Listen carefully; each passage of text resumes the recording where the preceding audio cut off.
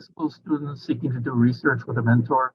If so, this brief videotape is for you.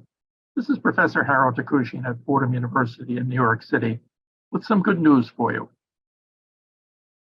First of all, a recent survey by the Society for Science finds that many, if not most, of the Nobel laureates and outstanding scientists today began their research careers in high school, going beyond reading other people's research to actually collecting data on their own research.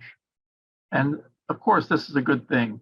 In this brief videotape, I'll cover three things: the challenge of finding a mentor, 2 effective strategies to overcome this challenge, and 4 recent examples that I hope are helpful. First of all, why is it so challenging? Many high school students have to struggle to find a research mentor. This was the finding of a survey in 2021 by Brian Caballo, where he found that 95% of high school students said that they had to struggle to find a high school mentor. One reason for this is the number of students studying in high school. When the AP exam began in 1992, 3,900 students took that exam. 30 years later, the number is 292,000 students, a 7,400% increase from 30 years. The number of students taking high school advanced placement has simply escalated. The second reason is that faculty mentors have no incentive to mentor high school researchers.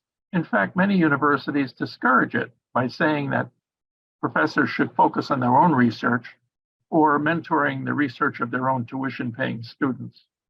The third reason is the low priority, unfortunately, that high school researchers have.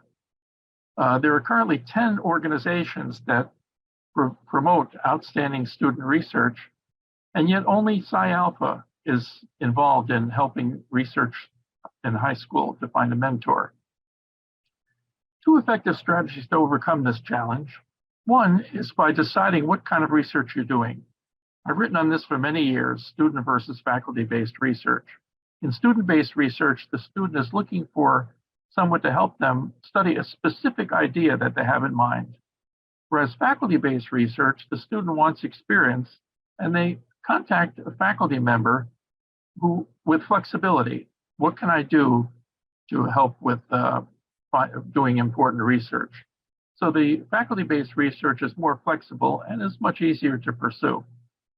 A second advice I would give is that students should seek laboratories, not individuals. By contacting an individual mentor, it's somewhat of a commitment on their part, whereas students can find labs and volunteer to join that lab. An example on your screen there, this is the link for Fordham University, where we have about 20 laboratories in our psychology department, and each one has students involved, and mostly undergraduate students, but it could be graduate or high school students. Contact the lab to volunteer your service. I would give a few recent examples from my own experience.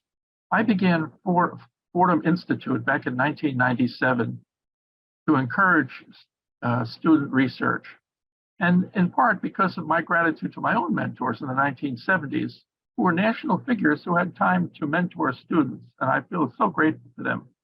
In my own case, I posted a survey on the internet at that link where there were about a dozen psychometric quality surveys on various topics, and students and professors are free to pick these surveys and use them in their own research, and some of these were high school students.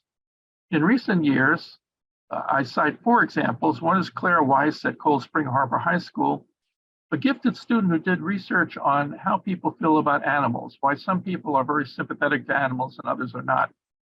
And this research actually appeared as a journal article in 2023 in the APA Journal Humanistic Psychology.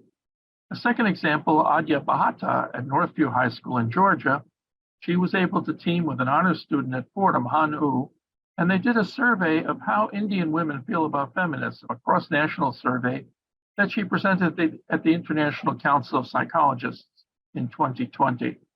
A third example is Christina Harimian, in 2022, a student at Wooten High School, who actually launched a new global organization called Armenian Behavioral Science Students, which has had quite an impact in just 1 year.